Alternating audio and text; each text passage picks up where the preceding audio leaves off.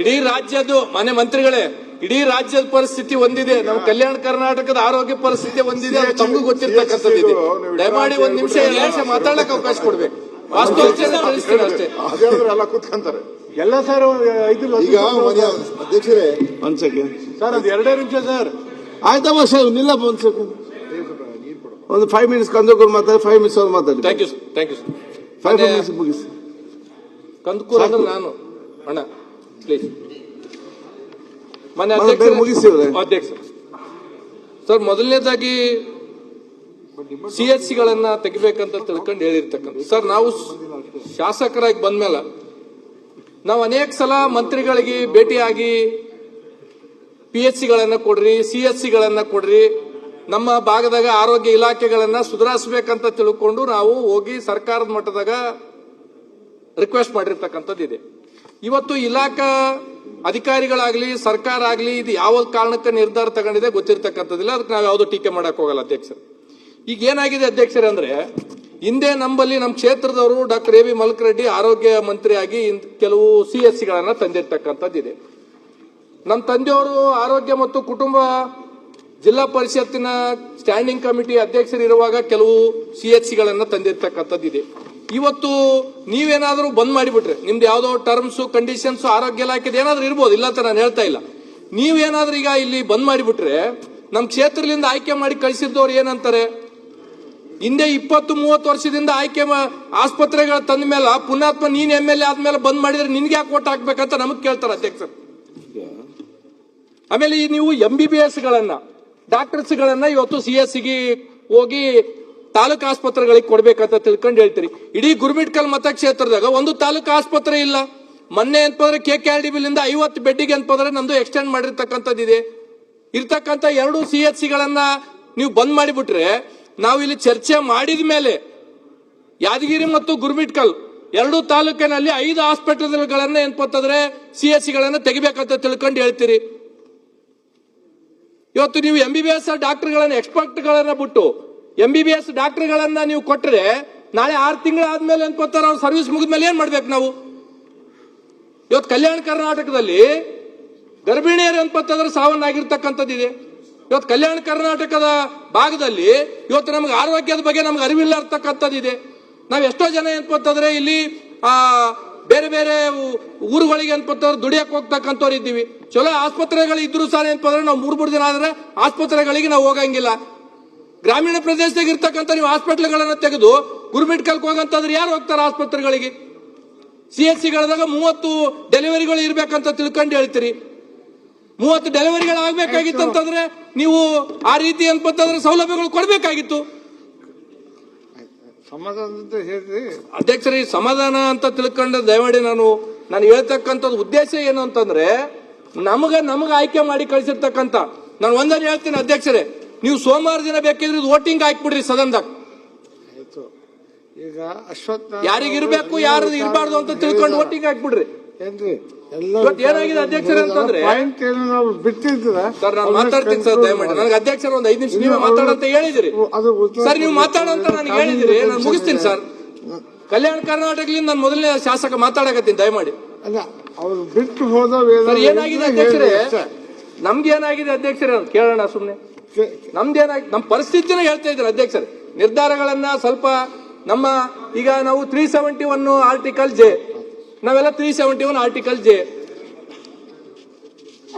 ಈ ನಮ್ಮ sub committee chairman ಇಲ್ಲೇ ಕೂತಿದ್ದಾರೆ, ಪ್ರಿಯಾ ಖರ್ಗೆ ಅವರು.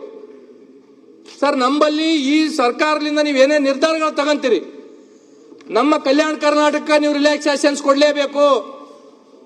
ನೀವು ರಿಲ್ಯಾಕ್ಸೇಷನ್ಸ್ ಕೊಡ್ಲಿಲ್ಲ ಅಂತಂದ್ರೆ ಜನ ನಮ್ಮ ಮನೆಗಳ ಮುಂದೆ ಬಂದು ಕುಂದಿರ್ತಾರ.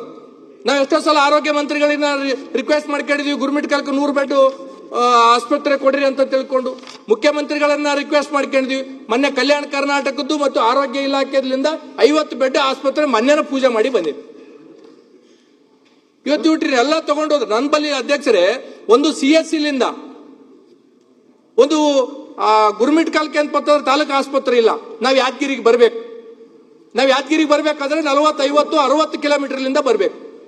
60 ಕಿಲೋಮೀಟರ್ಲಿಂದ ಇಲ್ಲಿ ಬರೋದ್ರೊಳಗೆ ಯಾದಗಿರಿ ಆಸ್ಪತ್ರೆಗಿನ ಹಿಂಗ ಕೈ ಮುಟ್ಟಿರಂಗಿಲ್ಲ, ನೀವು ಗುಲ್ಬರ್ಗ್ ಹೋಗ್ರಿ, ಬೀದರ್ಗೆ ಹೋಗ್ರಿ, ಹೈದರಾಬಾದ್ಗೆ ಹೋಗ್ರಿ ಅಂತಾರ.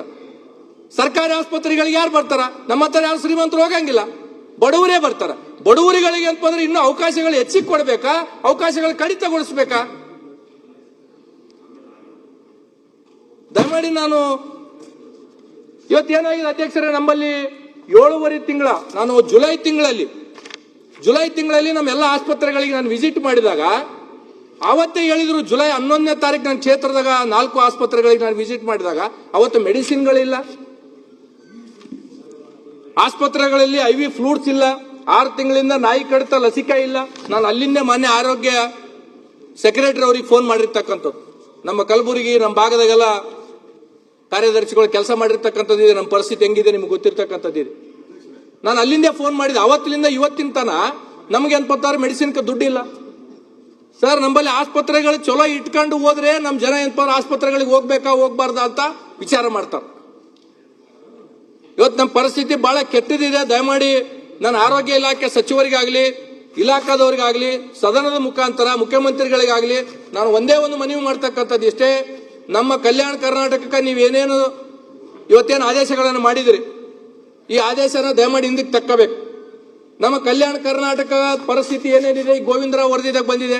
ಎಷ್ಟು ಸಾವಿರ ಕೋಟಿಗಳನ್ನು ಕೊಡ್ಬೇಕಂತ ತಿಳ್ಕೊಂಡು ಈಗಾಗಲೇ ಒಂದು ಪ್ರಾಥಮಿಕ ವರದಿ ಕೊಟ್ಟಿರ್ತಕ್ಕಂಥದ್ದಿದೆ. 8,000 ಕೋಟಿ ಕೇವಲ ಆರೋಗ್ಯ ಇಲಾಖೆಗೆ ನಾವು ಕೊಡ್ಬೇಕಂದ್ರೆ ನಮ್ದು ಯಾವ ಪರಿಸ್ಥಿತಿ ಇದೆ ಅಧ್ಯಕ್ಷರೇ? ದಯಮಾಡಿ ನಾನು ಒಂದನ್ನ ಮನವಿ ಮಾಡ್ತಕ್ಕಂಥದ್ದು ಇಷ್ಟೇ, ಆರೋಗ್ಯ ಮತ್ತು ಇದರ ಪರಿಸ್ಥಿತಿಯಲ್ಲಿ ಹೆಸರಿಲ್ಲಾರದಂತ ಪರಿಸ್ಥಿತಿ ಇದೆ. ಇವತ್ತು ಅಧ್ಯಕ್ಷರೇ, ನಮ್ಮ ಕಲ್ಯಾಣ ಕರ್ನಾಟಕದಾಗ ಜಿಲ್ಲೆದಾಗ ಯಾವುದೇ ಗ್ರಾಮಗಳು PSC CHC ಹೋಗಿ ನೀವು ಟೆಸ್ಟ್ ಮಾಡ್ರಿ, ಗರ್ಭಿಣಿ ಇರ್ತಕ್ಕಂಥ ತಾಯಂದ್ರಿಗೆ 7, 8, 9 ಹಿಮೋಗ್ಲೋಬಿನ್ ಇರುತ್ತೆ. ಅವ್ರ ಆಸ್ಪತ್ರೆಗೆ ಹೋಗೋದ್ರೊಳಗೆ ಏನ್ ಪತ್ತಂದ್ರೆ ಸಾಯ್ತಕ್ಕಂಥದ್ದಿದೆ. ಇವತ್ತು ಸಮೀಪ ಇರ್ತಕ್ಕಂಥ ಆಸ್ಪತ್ರೆಗಳನ್ನ ನೀವು ಬಂದ್ ಮಾಡಿಬಿಟ್ರೆ ನಾಳೆ ನಾವು ಓಟ್ ಹಾಕಿ ಕಳಿಸಿರ್ತಕ್ಕಂಥ ಯಾವುದೇ ಪಕ್ಷ ಶಾಸಕರು ನಾವೇನು ಉತ್ತರ ಕೊಡ್ಬೇಕಲ್ಲಿ? ಇವತ್ತು ನಮ್ಗೆ ಯಾವ ರೀತಿ ಅನ್ಪತ್ತಂದ್ರೆ ಕ್ಷೇತ್ರದಾಗ ಜನ ನಮ್ಗೆ ಹೆಂಗ್ ಮಾಡಕತ್ತಾರ ಅಂದ್ರೆ, ನೀನ್ MLA ಆದ್ಮೇಲೆ ಅಂತ ಆಸ್ಪತ್ರೆಗಳು ಬಂದಾತದ ಅಂದ್ಮೇಲೆ ನೀನ್ ಹೋಗಿ ಅಲ್ಲಿ ಏನ್ ಭಾಷಣ ಮಾಡ್ತಿದ ಅಂತ ತಿಳ್ಕೊಂಡು ನಮಗ್ ಕೇಳಕತ್ತಾರೆ. ಹಾಗಾಗಿ ದಯಮಾಡಿ ನಾನು ಮತ್ತೆ ಕಳಕಳಿಯಿಂದ ಮನವಿ ಮಾಡ್ತಕ್ಕಂಥದ್ದು, ನಮ್ಮ ಕಲ್ಯಾಣ ಕರ್ನಾಟಕದ ಸಚಿವರೆಲ್ಲರಿದ್ದೀರಿ, ದಯಮಾಡಿ ನಾನು ತಮಗೂ ಮನವಿ ಮಾಡ್ತೀನಿ.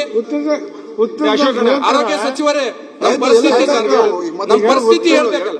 ಹಾಗಾಗಿ ಒಂದ್ ನಿಮಿಷ ಸಚಿವರೇ, ಒಂದ್ ನಿಮಿಷ ಅಧ್ಯಕ್ಷರೇ ಕನ್ಕ್ಲೂಡ್ ಬಹಳ ಇಂಪಾರ್ಟೆಂಟ್ ಇದು. ಸಚಿವರೇ ಕನ್ಕ್ಲೂಡ್ ಮಾಡ್ತೀನಿ. ಈಗ ಅದೇ ಸಬ್ಜೆಕ್ಟ್ ಮೇಲೆ ನೀವು ಸಚಿವರೇ ಆರೋಗ್ಯ ಇಲಾಖೆ ಬಗ್ಗೆನೇ ಮಾತಾಡಲ್ಲ, ಎಲ್ಲ ಸಜೆಷನ್ ಕೊಡ್ತೀನಿ, ಕೊಟ್ಬಿಡ್ತೀನಿ, ಕ್ಲಾರಿಫಿಕೇಶನ್ ಕೊಡ್ತೀನಿ. ಸಚಿವರೇ ಕನ್ಕ್ಲೂಡ್ ಮಾಡ್ತೀನಿ. ನಾನು ಒಂದನ್ನ ಮತ್ತೆ ಹೇಳ್ತಕ್ಕಂಥದ್ದು, ನಮಗೆ ರಿಲ್ಯಾಕ್ಸೇಷನ್ ಕೊಡಿ. ನೀವು ತಗೊಂಡಿರ್ತಕ್ಕಂಥ ನಿರ್ಧಾರವನ್ನ ಪರಿಶೀಲನೆ ಮಾಡೋದಕ್ಕಿಂತ ಇದನ್ನ ಸ್ವಲ್ಪ ನಿಂದಿರಿಸಬೇಕಂತ ತಿಳ್ಕೊಂಡು ತಮ್ಮಲ್ಲಿ ತಾನು ಕಳಕಳಿಯ ಮಾನ್ಯ ಸಭಾಧ್ಯಕ್ಷ